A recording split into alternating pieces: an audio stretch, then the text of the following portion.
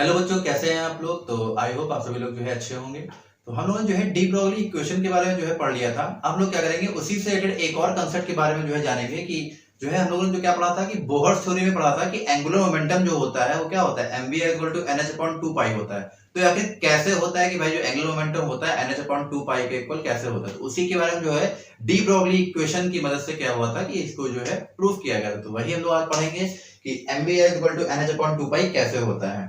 ठीक है, तो उसमें होता जल्दी क्या है, सबसे पहले इक्वेशन देख लेते हैं क्या थी कि भाई एंगुलर मोमेंटम जो था क्या था, mass into velocity into radius किसके बराबर था, ये था हमारा एनएच अपॉन 2 पाई के इक्वल था। इतनी बात लोग जानते हैं।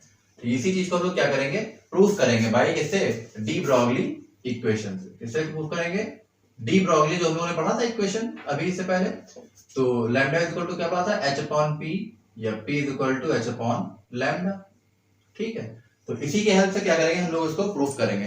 जल्दी इसमें होता क्या है, जैसे हम लोग जानते हैं कि इलेक्ट्रॉन्स क्या होते हैं कि अपने ऑर्बिट में, एक सर्कुलर ऑर्बिट में क्या करते हैं, रिवॉल्व करते हैं। ठीक है, तो क्या होगा कि अपने सर्कुलर ऑर्बिट में रिवॉल्व करते समय वो एक वेव बनाते हैं, वेव ट्रेन बनाते हैं। तो उसी से हम लोग देखेंगे कि जो वेव ट्रेन मतलब एक तरीके से इसके सर्कमफ्रेंस में घूमते हैं, तो जो सर्कमफ्रेंस 2 पाई आर होता है वो किसके को होता है कि जो मल्टीपल इंटीग्रल उसके वेवलेंथ के, मतलब जो सर्कमफ्रेंस में जो एक वेव बनती है तो उसकी कुछ ना कुछ वेवलेंथ है, उसके क्या होता है मल्टीपल इंटीग्रल के क्या होता है, इक्वल हो जाता है। तो उसी से हम लोग जो है देखेंगे कि इसको कैसे प्रूफ करना है। तो लिख लेते हैं थोड़ा, क्या करते हैं कि कंसीडर, तो क्या कह रहा है, consider an electron moving in a circular orbit around nucleus. कह रहा है कि एक इलेक्ट्रॉन है क्या है, न्यूक्लियस के चारों एक सर्कुलर ऑर्बिट में क्या कर रहा है, रिवॉल्व कर रहा है। तो कह रहा है एक wave train would be associated with the circular orbit. कह रहा है कि सर्कुलर ऑर्बिट के चारों तरफ क्या है, एक वेव ट्रेन बन रही है। ठीक है, वेव बन रही है। कह रहा है कि यदि if two ends of electron wave meet to give a regular series, कह रहा है जो दो एंड्स हैं इलेक्ट्रॉन वेव के, क्या है एक रेगुलर सीरीज दे रहे हैं भाई। एक रेगुलर सीरीज देंगे तो उसमें क्रस्ट और ट्रफ बनेंगे। ठीक है, electron wave is said to be in phase, तो उस इलेक्ट्रॉन वेव को हम लोग क्या कहेंगे कि वो फेज में है। दैट इज का मतलब क्या है, जो सर्कमफ्रेंस ऑफ बोहर ऑर्बिट जो होगी, कह रहा है कि किसके इक्वल होती है, होल है ना, कह रहा है कि whole number multiple of wavelength of electron wave. क्या है कि whole number multiple of wavelength of electron wave क्या होता है, इक्वल होता है। ठीक, थोड़ा यहाँ समझते हैं। क्या हमने कहा कि भाई ये न्यूक्लियस है, ठीक, और इसके चारों क्या है भाई, ऑर्बिट है। मान लीजिए इसमें इलेक्ट्रॉन क्या करता है, रिवॉल्व करता है। हमने बताया कि क्या एक वेव बना के करता है ना, मतलब ये एक वेव बन रही है, ये ऐसे इलेक्ट्रॉन क्या है कि वेव फॉर्म में क्या कर रहा है, इसके चारों तरफ रिवॉल्व कर रहा है। भाई ये एक वेव ट्रेन ही तो बन रही है, बासन में क्या है, एक वेव ट्रेन है, और इसमें क्या है, क्रस्ट ट्रफ है ना, सब कुछ है, क्रस्ट ट्रफ सब क्या हो रहे हैं, फॉर्म हो रहे हैं। ठीक है, तो इसी जो है वेव ट्रेन की जो है इसमें बात की गई है कि क्या होगा कि इसमें क्रस्ट बनेगा, ट्रफ बनेगा। ठीक है, और ये क्या है, एक फेज में है ना, सेम फेज में, वेव इन, इसमें लिख लीजिए wave in phase, wave in phase में है। ठीक, यही कह रहा है भाई एक बोहर ऑर्बिट है, इसके चारों तरफ क्या कर रहा है, ये इलेक्ट्रॉन क्या कर रहा है, रिवॉल्व कर रहा है, इसमें वेव फॉर्म में। अच्छा, एक और अगर इसी हम बात करें, न्यूक्लियस है, इसके चारों ऑर्बिट हैं, और मान लीजिए अगर वेव फेज में नहीं है तो क्या होगा, तो अगर मान लीजिए वेव फेज में नहीं है तो ये ऐसा लगभग अगर कुछ कर देंगे तो इसका मतलब जो है wave in not phase, wave in not in phase. ठीक है, वेव क्या है, फेज में नहीं है, PHAS। वास्तव में ये क्या है, फेज में यहां से ब्रेक हो जाएगा, तो इसका मतलब क्या है कि वेव क्या है, फेज में, और ये क्या है, वेव फेज में। तो बात समझ में आई, क्या कह रहा है, वही कह रहा था कि भाई एक वेव ट्रेन एसोसिएट हो रही क्या है, सर्कुलर ऑर्बिट में, और दो एंड्स हैं इलेक्ट्रॉन वेव के, वो क्या कर रहा है, एक रेगुलर सीरीज दे रहे हैं क्रस्ट और ट्रफ की। ठीक है, और कह रहा है कि वेव क्या है, फेज में होगी, और सर्कुलर है ना, जो सर्कमफ्रेंस है बोहर्स ऑर्बिट का, कह रहा है किसके इक्वल होगा, whole number of a multiple of a wavelength. भाई वेव बन रही तो उसकी वेवलेंथ होगी, कह रहा है इसके n टाइम्स ऑफ, है ना, कह रहा है कि whole number of multiple of wavelength of electron क्या है, इक्वल है। तो वही चीजें कहते हैं, क्या हो जाएगा कि जो सर्कमफ्रेंस है भाई बोहर्स ऑर्बिट का 2 पाई r किसके इक्वल हो जाएगा, n लैम्डा, है, whole number multiple of wavelength of electron है, तो 2 पाई r इक्वल टू क्या हो जाएगा, n लैम्डा। वेव किसमें, फेज में है, तो यहां से लैम्डा कितना निकल आएगा, तो लैम्डा इज इक्वल टू आ जाएगा 2 पाई r अपॉन n आ गया। ठीक है, इसको इक्वेशन फर्स्ट मान लेते हैं। इतनी बात समझ में आ गई? क्या आ गया? Lambda equal to 2 pi R upon N. अच्छा, डी ब्रॉगली इक्वेशन क्या होती है हम जानते हैं, बाई डी ब्रॉगली इक्वेशन हम लोगों ने पढ़ी है, lambda equal to H upon P, de Broglie equation. ठीक है, इसको रफ कर देते हैं। ठीक है, नोट कर लीजिएगा भाई, डी ब्रॉगली इक्वेशन क्या थी? Lambda equal to H upon P या फिर P equal to H upon lambda, है ना। तो यही हम लोग क्या करेंगे, इक्वेशन में क्या कर देंगे, पुट कर देंगे। देखते हैं, ठीक है। तो लैम्डा इक्वल टू भाई एच अपॉन पी पड़ी थी, तो हम लोग यहाँ एम बी रखेंगे। एच अपॉन पी बराबर मोमेंटम क्या होता है, मास इंटू वेलोसिटी होता है। ठीक है, तो ये फर्स्ट इक्वेशन भाई लैम्डा बराबर ये, लैम्डा बराबर ये, फर्स्ट सेकंड दोनों को क्या कर देंगे, इक्वेट कर देंगे, है ना, बाय इक्वेटिंग, है ना, by equation first and second, है ना। फर्स्ट एंड सेकंड क्या करेंगे, इनको जब इक्वेट करेंगे क्या हो जाएंगे, दोनों इक्वल हो जाएंगे। ठीक है, तो क्या हो जाएगा, तो h अपॉन, इसको लिख लेते हैं पहले, 2 pi R upon n is equal to h upon M V. इतनी बात समझ में आ गई? तो यहां से हम लोग क्या करेंगे, यहां से r को इधर कर लेंगे, ठीक है, फिर इसको ले लेंगे एम वी आर, ठीक है, इसको इधर ले गए और ये कितना हो जाएगा, इधर आ जाएगा NH और ये 2 पाई क्या आ जाएगा नीचे। तो बात समझ में आई कैसे आया? तो ये हमारा आ गया M V R equal to NH upon 2 pi. ठीक, तो ये हमारी क्या आ गई, इक्वेशन आ गई। इसी को लोग क्या बोलते हैं, यही क्या होता है कि जो एंगुलर मोमेंटम होता है, एम वी आर क्या है, एंगुलर मोमेंटम। ठीक, किसके बराबर हो जाएगा, NH अपॉन 2 पाई। ठीक, तो आई होप आपको समझ में आ गया होगा कैसे जो है इस इक्वेशन जो हम लोग जो है बोहर्स ऑर्बिट बताया ना, कि क्या होता है, कि बोहर ने क्या बताया था अपने पोस्टुलेट में, ये बताया था कि जो इलेक्ट्रॉन होता है जिसमें ना ये एंगुलर मोमेंटम जो होता है NH अपॉन 2 पाई को क्या सेटिस्फाई कर लेता है, उसी ऑर्बिट में क्या करता है, वो रिवॉल्व करता है। तो यही हम लोग बताना था कि आखिर ये mvr equal to NH upon 2 pi आया कहां से, कैसे ये आया। तो कैसे आया देख लिया आप लोगों ने, कैसे, डी ब्रॉगली इक्वेशन की हेल्प से, है ना। जो डी ब्रॉगली इक्वेशन हम लोग पढ़ी थी उसी को क्या किया, यहां से निकाला 2 pi equal to n lambda, lambda 2 pi upon n। तो फर्स्ट सेकंड दोनों इक्वेशनों को इक्वेट कर दिया और फाइनली हमारा ये आंसर आ गया। ठीक है, तो इतनी बात समझ में आ गई। ठीक है, अब हम लोग क्या करेंगे, दोनों डी ब्रॉगली इक्वेशन पढ़ी, डी ब्रॉगली कांसेप्ट पढ़ा, हम लोग क्या करेंगे, उसी पर बेस कुछ न्यूमेरिकल्स देख लेते हैं, किस किस टाइप के न्यूमेरिकल्स आते हैं। ठीक है, तो आई होप समझ में आ गया होगा, इसे नोट कर लीजिएगा। ठीक है,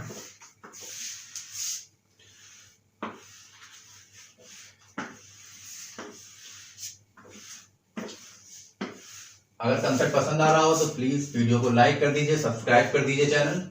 ठीक है, तो पहला न्यूमेरिकल क्या है, कह रहा है कि calculate the D Broglie wavelength of an electron travelling eight 1% of the speed of light. कह रहा है कि डी ब्रॉगली वेवलेंथ आपको कैलकुलेट करनी है, जिसमें कह रहा है इलेक्ट्रॉन कह रहा है कि 1% ऑफ स्पीड ऑफ लाइट, कह रहा है कि स्पीड ऑफ लाइट के 1% से क्या कर रहा है, ट्रैवल कर रहे हैं। तो हमें क्या करना है, डी ब्रॉगली वेवलेंथ निकालनी।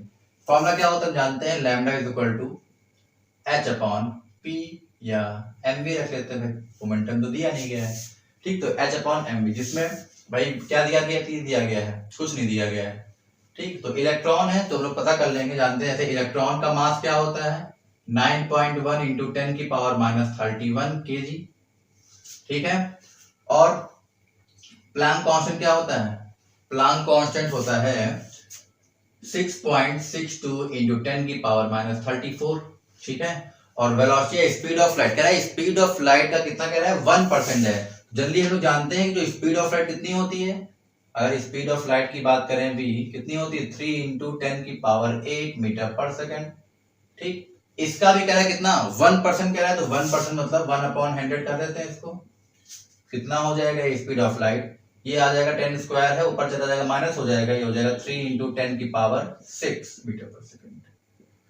तो इतनी बात समझ में आ गई, क्या करेंगे, वैल्यूज में उठा के पटक देंगे, क्या हो जाएगा, lambda equal to H upon M V था फॉर्मूला, डायरेक्ट रखते हैं। एच की वैल्यू क्या है, 6.62 इंटू 10 की power minus 34 upon mass of electron हो जाएगा 9.1 इंटू 10 की पावर माइनस 31 मल्टीप्लाई, और स्पीड ऑफ लाइट क्या हो जाएगी, स्पीड ऑफ लाइट होती है 3 इंटू 10 की पावर 6, है ना, 1% था। इसको कैलकुलेट कर लेंगे, तो इसको कैलकुलेट कर लेंगे तो लगभग कितना आंसर आ जाएगा, कैलकुलेट कर लेंगे आप, लगभग आएगा 2.242.7 इंटू 10 की पावर -12 मीटर। ठीक, -12 मीटर आ जाएगा। बस समझ में आई? तो ये हमारा क्या आ जाएगा, फाइनली आंसर आ जाएगा 242.7 इंटू 10 की पावर -12 मीटर, है ना। इसको जो है 10 की पावर -12 है, तो उसको हम लोग जो है लैम्डा इज इक्वल टू 242.7 कितना आ जाएगा, पिकोमीटर, है ना, पीएम में आ जाएगा। 10 की पावर -12 होता है। ठीक है, तो समझ में आ गया होगा, नोट कर लीजिएगा। नेक्स्ट न्यूमेरिकल देखते हैं। ठीक है, इसी तरह के लगभग इसमें क्वेश्चंस आते हैं। ठीक है, लैम्डा डी ब्रॉगली वेवलेंथ पर। ठीक, नेक्स्ट न्यूमेरिकल देखते हैं, इसे नोट कर लीजिएगा। नेक्स्ट न्यूमेरिकल क्या है, क्या कह रहा है, सेकंड न्यूमेरिकल देखते हैं। ठीक, क्या है कि calculate the momentum of particle. ठीक है, कह रहा है कि पार्टिकल का मोमेंटम निकालना है जिसकी डी ब्रॉगली वेवलेंथ कह दी गई है। तो वेवलेंथ कितनी दी गई है, lambda is equal to 2.5 into 10 की पावर -10 मीटर। ठीक, इसकी वेवलेंथ दी गई है, हमें फाइंड करना है, मोमेंटम फाइंड करना है। तो बड़ा ही आसान है, मोमेंटम क्या लगाएंगे, formula lambda is equal to h upon p जानते हैं, और मोमेंटम बराबर क्या होता है, h अपॉन लैम्डा। ठीक, क्या कह रहा है कि भाई वेवलेंथ डी ब्रॉगली वेवलेंथ दी गई है, मोमेंटम फाइंड करना है, तो p equal to h upon lambda हो जाएगा। देन p बराबर क्या आ जाएगा, इसकी वैल्यू 6.6 इंटू 10 की पावर -34 अपॉन लैम्डा कितना दिया गया है, 2.5 इंटू 10 की पावर -10 मीटर। ठीक है, सॉल्व कर लेंगे, लगभग कितना आ जाएगा, ऊपर जाएगा तो हो जाएगा 10 की पावर -24 आ जाएगा। ठीक है, ऐसे पॉइंट से पॉइंट जाएगा, वो 25 दूनी 50। ठीक, कितना बचा, 16, 50 और पॉइंट लगाएंगे 0 बढ़ेगा, 25 छक्का 150। ठीक है, कितना बचा, ठीक है, 25 चौको 150, 25 पंचे 125, 25 छक्का 150। ठीक है, 2.64 मान लीजिए। ठीक है, तो हमारा आ जाएगा मोमेंटम, किसमें आता है, ये आएगा किलोग्राम मीटर पर सेकंड। ठीक है, इतनी बात समझ में आ गई। तो मोमेंटम हमारा आ गया, कितना आ गया, p बराबर 2.64 इंटू -24 किलोग्राम पर सेकंड। ठीक है, इजी था न्यूमेरिकल काफी। और देखते हैं नेक्स्ट न्यूमेरिकल क्या है। ठीक, नोट कर लीजिएगा। ठीक है, तो थर्ड न्यूमेरिकल क्या कह रहा है, कह रहा है कि एक moving particle is associated with wavelength 5 Newton की पावर -8 मीटर। कह रहा है कि यदि मोमेंटम कह रहा है कि उसका कितना कर दिया जाए, हाफ कर दिया जाए उसकी वैल्यू से, तो कह रहा है कि वेवलेंथ बताओ। ठीक है, क्या कह रहा है कि भाई वेवलेंथ दिया गया, लैम्डा दिया गया कितना, 5 इंटू 10 की पावर -8 मीटर। मोमेंटम को कह रहा है कि उसकी पहली वैल्यू से जो है ना, रिड्यूस कर दिया जाए, वैल्यू से हाफ कर दिया जाए, तो कह रहा है वेवलेंथ बताना है। तो फॉर्मूला लोग जानते हैं क्या होता है, lambda is equal to h upon p। First equation value लग देते हैं, इसमें कितनी दी गई है, 5 इंटू 10 की पावर -8 मीटर बराबर h अपॉन p। ठीक है, इसको मान लेते हैं। ठीक है, फिर क्या कह रहा है कि वैल्यू को आधा कर दिया गया है, मतलब lambda is equal to momentum को आधा कर दिया गया, तो p अपॉन 2 हो जाएगा, मोमेंटम हाफ हो गया। इसको सेकंड मान लीजिए आप इक्वेशन। दोनों को क्या करते हैं, डिवाइड कर देते हैं, divide equation first by second. ठीक है, फर्स्ट को बाय सेकंड से जब डिवाइड करेंगे तो क्या आ जाएगा, जब डिवाइड करेंगे तो ये p कैंसिल हो जाएगा, है ना, h भी कैंसिल हो जाएगा, तो लैम्डा इज इक्वल टू कितना आ जाएगा, ये आ जाएगा 2 इंटू 5 इंटू 10 की पावर -8। तो लैम्डा इज इक्वल टू कितना आ जाएगा, 5 टू द 10। ठीक है, 10 की पावर 1 इंटू 10 की पावर -8। तो लैम्डा इज इक्वल टू कितना आ जाएगा, 10 की पावर 1 और 10 की पावर -8 हो जाएगा 10 की पावर -7 मीटर। ठीक है, तो ये हमारा क्या आ गया, वेवलेंथ आ गया। ठीक, तो समझ में आ गया होगा, काफी इजी न्यूमेरिकल था। और देखते हैं न्यूमेरिकल। ठीक है, ऐसे नोट कर लीजिएगा। क्या था कि भाई वैल्यू को आधा करना था, पहले फॉर्मूला लगाया ओरिजिनल, तो ये वैल्यू रखी, इससे ये आ गया 5 into 10 h upon p।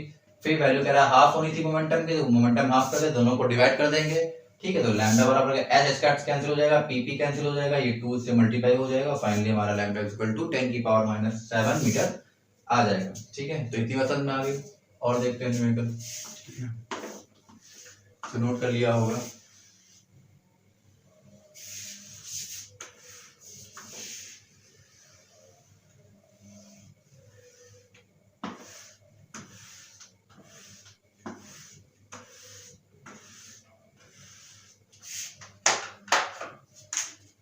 Next numerical है, कह रहा है कि एट व्हाट वेलोसिटी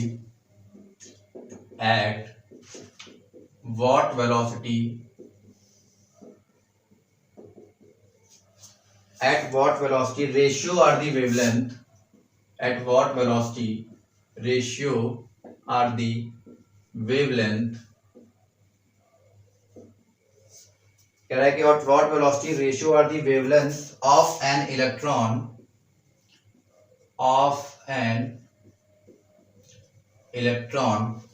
कह रहा है कि of an electron and a proton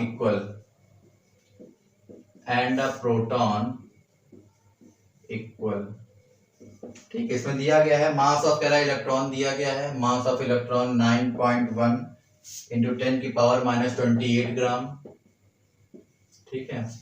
mass of proton भी दिया गया है, कितना दिया गया है 1.62 इंटू 10 की पावर 1.67 इंटू 10 की पावर -24 ग्राम, ठीक।